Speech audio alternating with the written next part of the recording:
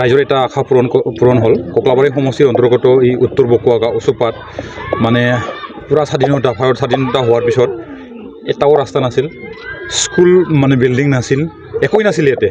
এতিয়া আমি সন্মানীয় প্ৰমোদ বড়ো ডাঙৰীয়া চৰকাৰ গঠন কৰাৰ পিছত আমি ইয়াৰলৈকে উত্তৰ বকুৱালৈকে অহা ৰাস্তাটো আমি দিলোঁ। এতিয়া আজি মই শুভ উন্মোচন কৰিলোঁ উত্তৰ বকুৱা LP স্কুলৰ যি মডেল বিল্ডিং 27 লাখৰ আজি এটা বিল্ডিং আমি উন্মোচন কৰিলোঁ। সেই দুটা বস্তুটো কমপ্লিটলি আমি 3 বছৰৰ ভিতৰতে আমি কৰিব পাৰিলোঁ। ইয়াৰ পৰা আমি আশা কৰোঁ আৰু এই অঞ্চলৰ কাৰণে আৰু বিশেষ আমি কিবা কৰিব পাৰোঁ নেকি। ৰাস্তাটো এক খাজা আৰু অলপ ৰহি আছে, য'ত নেকি ফুলকামুৰি লিং ৰোড ফুলকামুৰিলৈকে যাই পায়, ইয়াতে মুছলপুৰ যাই পায়। সেই ৰাস্তাটো আৰু যদি কৰিব পাৰে এইখন গাঁৱৰ পৰা ৰাজহুৱাভাৱে বেলেগ বস্তু নালাগে আৰু ৰাইজৰ লগত মই আলোচনা কৰিলোঁ অলপ আগত। তেখেতসকলে কৈছে কি আগতে BPFৰ সময়ত একোৱেই তেওঁলোকে পোৱা নাছিল, কিন্তু তথাপিও তেওঁলোকে ভোট দিছে বুলি কৈছিল। আৰু কৈছোঁ যে 10 বছৰ হ'ল হীৰা চৰণীয়াই মানে তেখেতকো বহুতবাৰ ভোট দিলোঁ দুটা ইলেকশ্যনতো, কিন্তু একদিনৰ মুখত দেখা নাপালাক, এটা স্কিমো দেখা নাপালাক বুলি ৰাইজে মোক কৈ আছে। কিন্তু UPPL চৰকাৰে 3 বছৰ নোহোৱাৰ আগতে সন্মানীয় প্ৰমোদ বড়ো ডাঙৰীয়াৰ যি UPPL চৰকাৰ গঠন কৰি আছে, সিহে আমাক এইখন গাঁৱত দিলাক বুলি মোক মহিলাকেইটা কৈ আছে।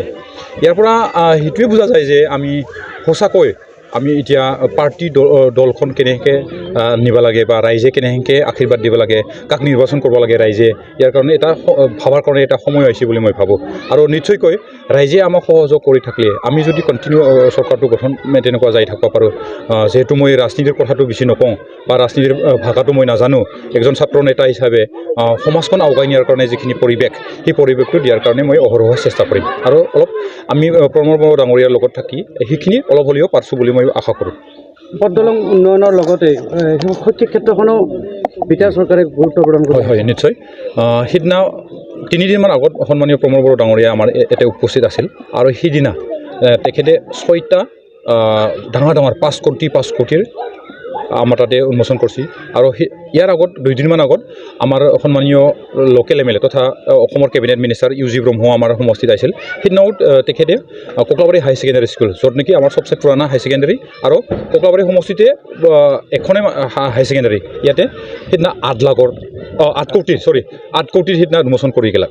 ইয়াৰ পৰা আমি বুজা যায় যে আমি BTC অঞ্চলৰ কাৰণে যিখিনি ডেভেলপমেণ্টৰ বাদেও শৈক্ষিকভাৱে আমি যিমানখিনি চেষ্টা কৰি আছোঁ, সেইটো নিশ্চয়কৈ শিক্ষা দিশত যেনেকৈ সিদিনা 8 কোটি দিলাক। আৰু পৰহি মই বৰপামু ভালমানৰ ভিতৰত এটা মডেল স্কুল একে টাইপত স্কুল উন্মোচন কৰিলোঁ, আজি কৰিলোঁ, আৰু 3টা আৰু আছে। তেতিয়াহ'লে আমি আশা কৰোঁ আমি যিহেতু ৰাস্তাৰ বাদেও নিৰ্মাণৰ বাদেও ডেভেলপমেণ্টৰ বাদেও আমি সমাজখন কেনেকৈ আগুৱাই নিব লাগে, আমাৰ উঠি অহা নতুন প্ৰজন্মক কেনেকৈ নিব লাগিব, শিক্ষাৰ দিশত আমি বিভিন্ন দিশত যেনেকৈ আগবাঢ়ি নিব লাগিব, ইয়াৰ বিষয়ে চৰকাৰে ইয়াৰ কাৰণে ভাবি থকাৰ কাৰণে আমি APSC UPCৰ কাৰণে Super 52 গ্ৰহণ কৰিছোঁ। দুখীয়া ল'ৰা ছোৱালীক শিক্ষাৰ দিশত আগুৱাই নিয়াৰ কাৰণে তেখেতসকলক জ্ঞানী চেৰাং বুলি আঁচনি যোৱাকালি আমি ভাগালোঁ। 200জন ল'ৰা ছোৱালীক যোৱাকালি চেক বিতৰণ কৰিলোঁ শিক্ষাৰ দিশত। আৰু শিক্ষা কৰি থকা পৰিয়ালৰ যোনে দুখীয়া তেখেতসকলকো অঞ্চাই বিথাংকি বুলি নাম এটা আঁচনি দি আমি অঞ্চাই বিথাংকি দি দুখীয়া পৰিয়ালক য'ত নেকি পৰা ল'ৰা ছোৱালী আছে তেওঁলোককো আমি সহযোগ কৰি আছোঁ। ইয়াৰ বাদে অন্যান্য বহুত স্কিম আছে, যি স্কিমক আমি দুখীয়া পৰিয়ালৰ কাৰণে একেবাৰে ভিতৰলৈকে গাঁৱলৈকে যাব পাৰিছোঁ বা নিব পাৰিছোঁ। সেইকাৰণে আমাক ৰাইজে বা আমাক আশীৰ্বাদটো দি আছে।